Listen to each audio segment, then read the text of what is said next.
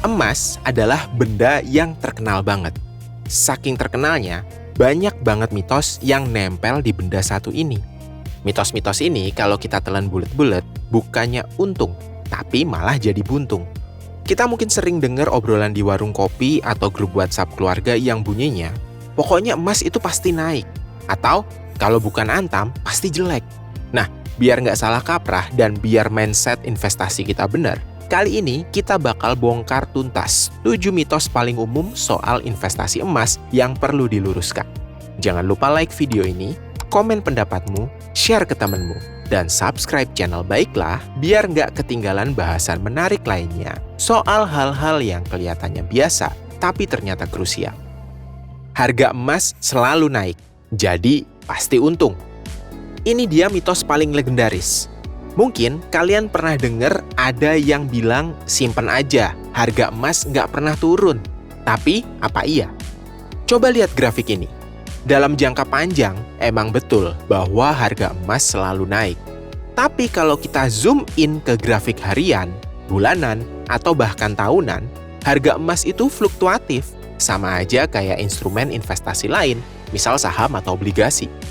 Contoh gampangnya, harga emas dunia pernah anjlok di sekitar tahun 2013 sampai 2015, setelah sebelumnya mencapai puncaknya di tahun 2011. Jadi, apakah pasti untung? Ya tergantung. Kalau kamu beli emas hari ini dan berharap minggu depan harga naik 10%, ya itu namanya gambling, bukan investasi. Investasi emas itu adalah lari maraton, bukan lari sprint. Seperti yang sering diingatkan oleh para perencana keuangan, emas baru kerasa untungnya kalau disimpan untuk jangka panjang, idealnya di atas 5-10 tahun. Kenapa? Karena kenaikan harganya secara jangka panjang diharapkan bisa ngalahin yang namanya inflasi. Emas antam pasti lebih bagus daripada emas merek lainnya. Kalian pernah dengar nggak mitos yang bilang kalau mau beli emas, ya beli emas antam? Pokoknya harus antam. Alasannya macem-macem, lebih murni lah, lebih bagus lah, dan lain-lain. Emangnya merek emas lain sejelek itu kah? Jadi gini, ada 3 merek emas di Indonesia yang paling terkenal. Ada Antam, UBS, dan Galeri 24. Kalau kita ngomongin emas batangan 24 karat, kadar kemurniannya sama, yaitu 99,99%. Jadi, dari sisi kualitas emasnya, ya 11-12, sama-sama murni. Terus, bedanya di mana? Pertama, di sertifikasi. Emas Antam punya sertifikat LBMA atau London Bullion Market Association yang diakui secara internasional. Ini bikin Antam lebih gampang dijual di luar negeri. Sementara emas UBS dan Galeri 24, sertifikatnya hanya berlaku nasional dan dikeluarkan oleh perusahaan sendiri. Kedua, soal harga. Karena brand image BUMN dan sertifikasi LBMA itu, harga emas Antam biasanya sedikit lebih mahal dibanding merek lainnya. Yang ketiga, Antam sekarang pakai kemasan Certicard yang diklaim membuat emas nggak bisa dipalsukan. Jadi, apakah Antam lebih bagus? Kalau buat dijual di luar negeri, iya, Antam punya keunggulan likuiditas global. Tapi kalau tujuanmu investasi dan jual belinya di dalam negeri aja, ya semuanya sama-sama bagus sih. Emas perhiasan bukan investasi. Mitos ketiga adalah kalau mau investasi emas, jangan beli emas perhiasan, tapi emas batangan. Emang iya?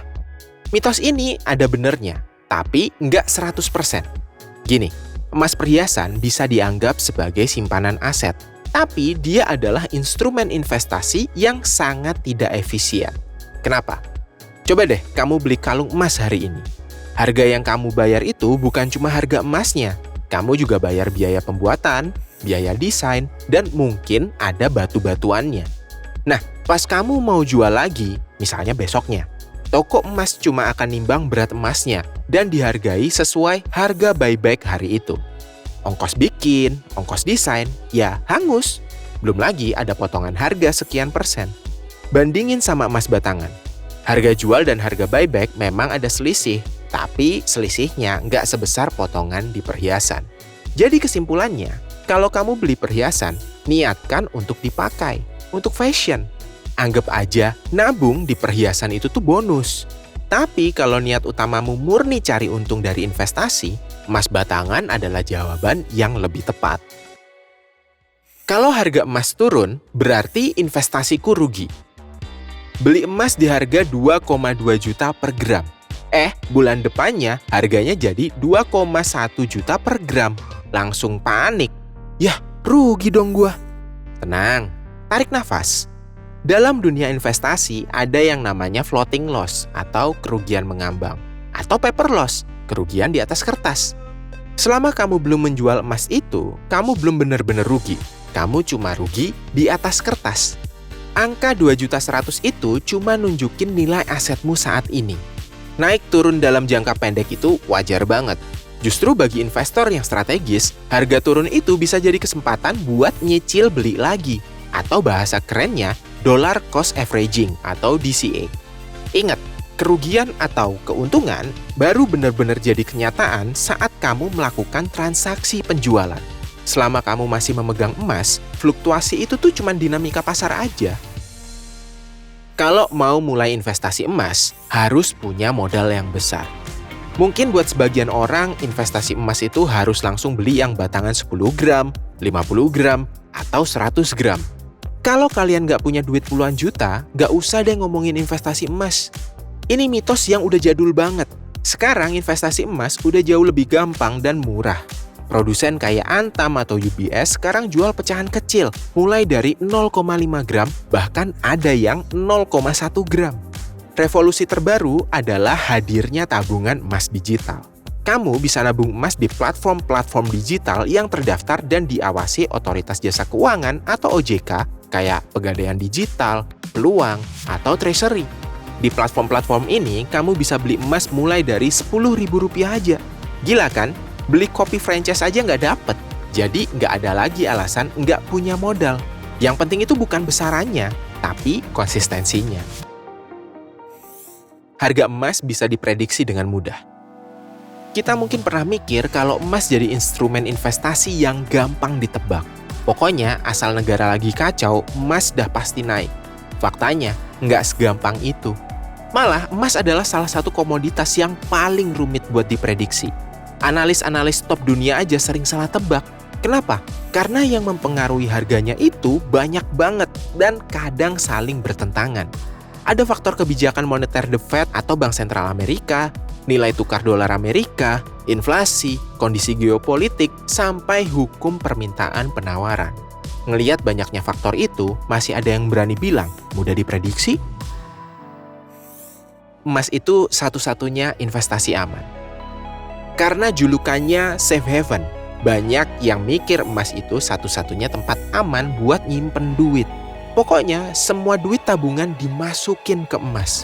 Faktanya, emas itu aman dalam artian dia aset fisik, nggak bisa bangkrut kayak perusahaan atau saham, dan cenderung ngelawan inflasi atau menjaga nilai. Tapi dia bukan satu-satunya. Kalau kita ngomongin aman dalam arti low risk dan dijamin, Indonesia punya instrumen lain yang juga super aman, kayak deposito bank sama surat berharga negara atau SBN retail.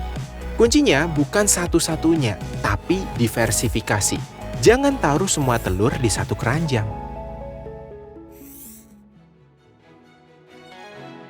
Oke, setelah ngebongkar 7 mitos tadi, kesimpulannya apa?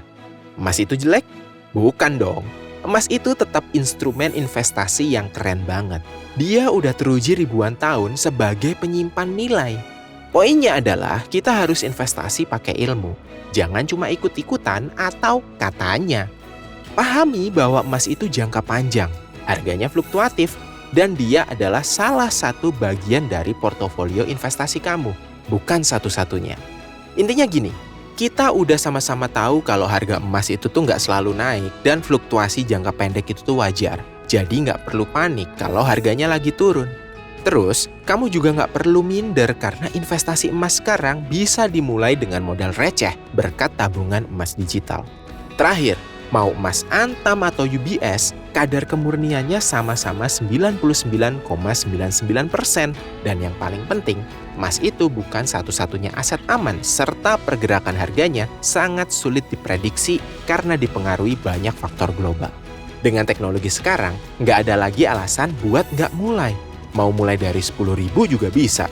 Yang penting, luruskan dulu niatnya, serta pahami dulu mitos dan faktanya. Kalau kamu ngerasa video ini bikin kamu ngerti sesuatu yang sebelumnya kelihatan rumit, jangan lupa untuk like, komen, dan share ke temanmu. Dan tentu aja, subscribe ke channel Baiklah biar kamu nggak ketinggalan pembahasan-pembahasan penting lainnya.